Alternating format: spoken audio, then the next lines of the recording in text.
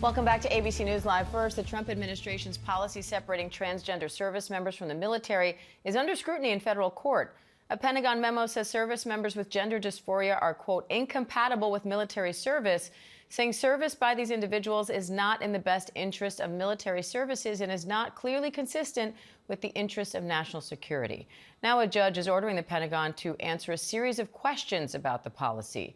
Transgender military veteran, Lambda Legal counsel and director of the Non-Binary and Transgender Rights Project, Sasha Buchert, joins me now for more. Sasha, thanks for coming on. I know you've already litigated against the first Trump administration's policy on transgender service members. Now you say you'll be filing another lawsuit this time around. So what's different about this administration's policy compared to the last, and why do you plan to fight it in court?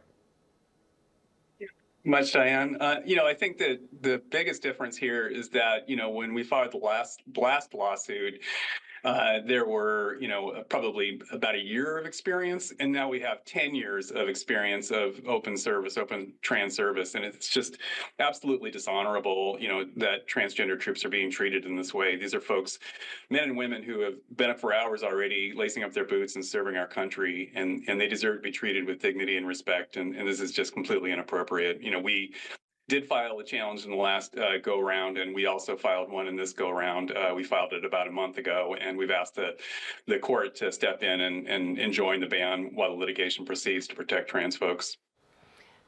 Now, President Trump signed this executive order on his first day in office, and it says, and I'm quoting here, beyond the hormonal and surgical medical interventions involved, adoption of a gender identity inconsistent with an individual's sex conflicts with a soldier's commitment to an honorable, truthful, and disciplined lifestyle, even in one's personal life. A man's assertion that he is a woman and his requirement that others honor this falsehood is not consistent with the humility and selflessness required of a service member. What's your response to that?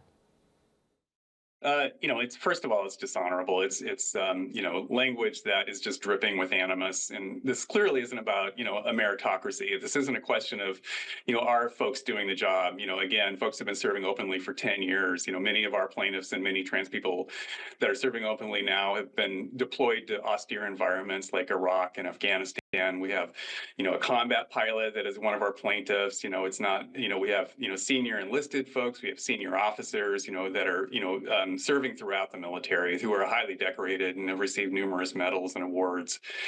And, this language is just disparaging to that service. They didn't spend 10 minutes looking at the actual data or asking, whether folks are able to do the job. They just decided that, we don't like you individually, so we're going to drum you out of the military, and which is not a meritocracy. Now, the judge in this case is asking the Pentagon about how many transgender service members are active in the military, how much it spends on therapy and surgical care, and what other mental health constraints the Pentagon has previously found to be inconsistent with military standards. What do you make of that request, and what are you watching for in the Pentagon's response?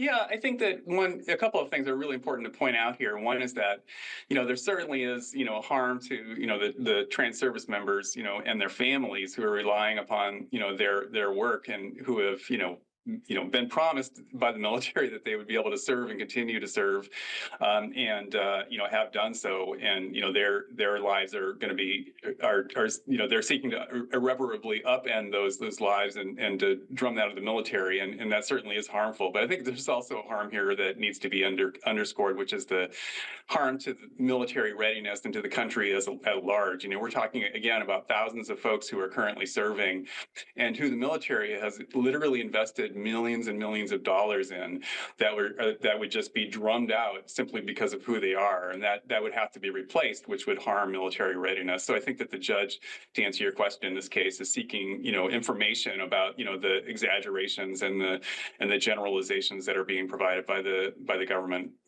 All right, transgender military veteran, Lambda Legal counsel Sasha Buchert, we appreciate your time today. Thank you. Thank you.